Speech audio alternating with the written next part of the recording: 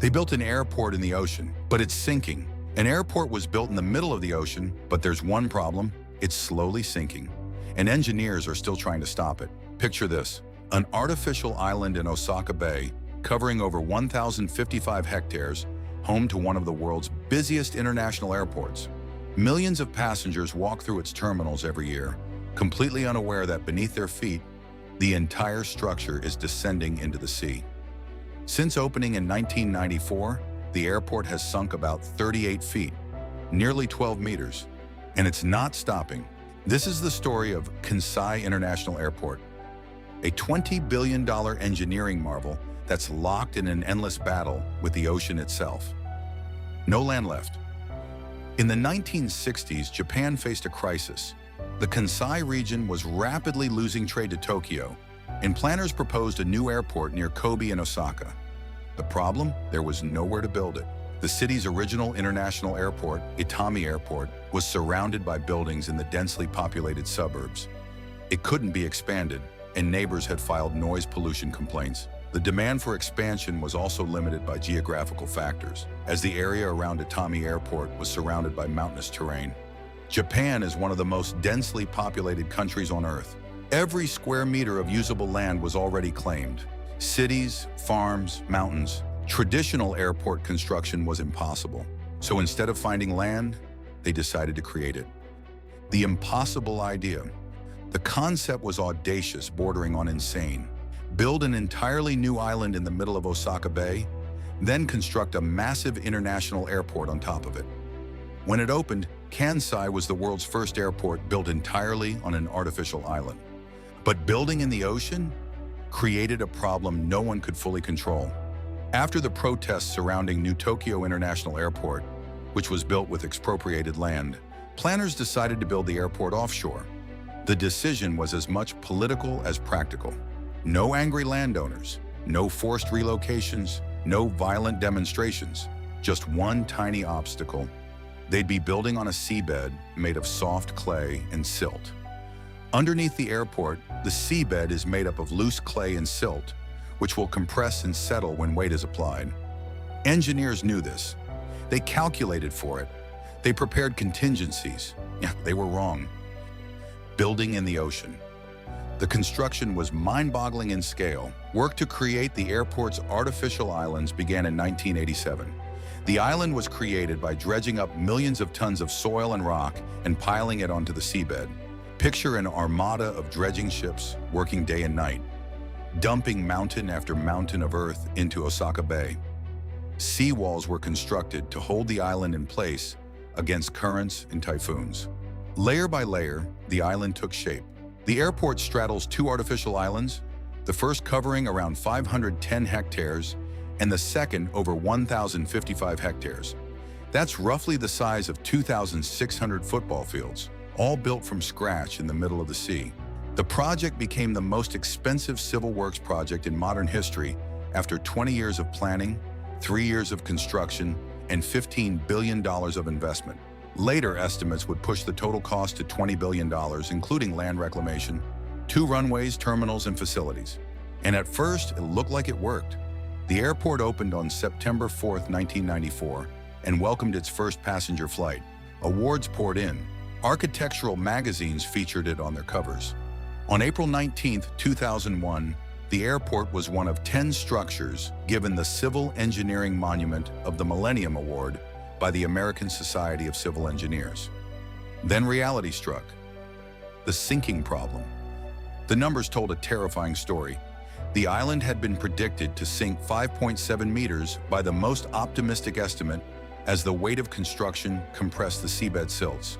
However, by 1999, the island had sunk 8.2 meters, almost 50% more than predicted. By 1990, just 3 years into construction, the first island had already sunk 27 feet instead of 19 as projected. The airport hadn't even opened yet, and it was already falling behind schedule.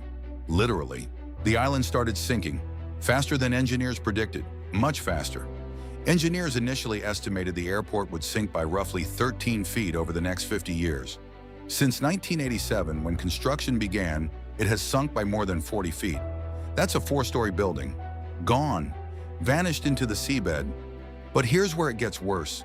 They had to constantly adjust and reinforce the structure, costing billions. To compensate for the sinking island, adjustable columns were designed to support the terminal building. These are extended by inserting thick metal plates at their bases. Engineers excavated below the passenger terminal and inserted iron plates beneath the hydraulic jacks that the columns supporting the terminal rested on, enabling raising the columns in stages. Imagine the absurdity. Each of the 900 columns has a meter that engineers can check for any tilting. Every single support beam in the terminal requires constant monitoring.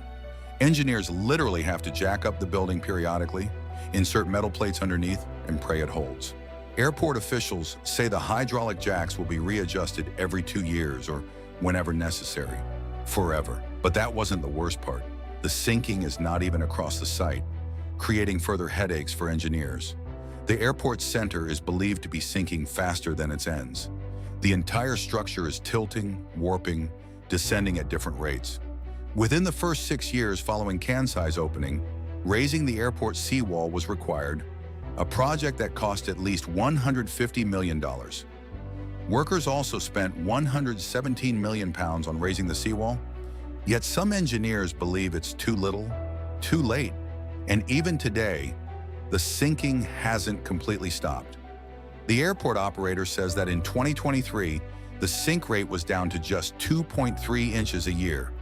That's progress. The sink rate fell from 50 centimeters per year during 1994 to 7 centimeters per year in 2008. But it's still sinking. Engineers are still fighting against time, and the ocean is patient. The cost of survival. Most additional costs were initially due to the island's sinking, caused by the soft soils of Osaka Bay. Over $100 million has been spent to maintain the island's height above sea level. But the financial burden goes deeper. The airport had been deeply in debt, losing $500 to $60 million in interest every year. Airlines had been kept away by high landing fees, about $7,500 for a Boeing 747, the second most expensive in the world. The airport has to charge these astronomical fees just to survive. Every adjustment to the hydraulic columns costs money. Every seawall reinforcement costs money. Every monitoring system, every engineer checking those 900 columns, every contingency plan for the next typhoon, it all costs money. If they stop maintaining it, the airport could become unusable. The financial burden of continuously raising the runway and seawall may one day outweigh the benefits of keeping the airport in operation. One missed inspection, one delayed seawall repair, one typhoon stronger than expected. That's all it would take.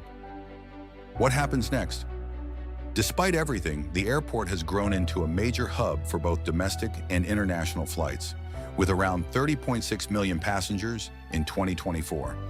It continues to serve as a hub for All Nippon Airways, Japan Airlines, and Nippon Cargo Airlines. It's still operating, still expanding. The airport is currently undergoing a $470 million renovation aimed at increasing capacity. Authorities have announced plans to invest in expansion to take capacity to 40 million passengers a year. They've slowed the sinking, but they haven't stopped it. There is no official estimated life calculated for Kansai Airport.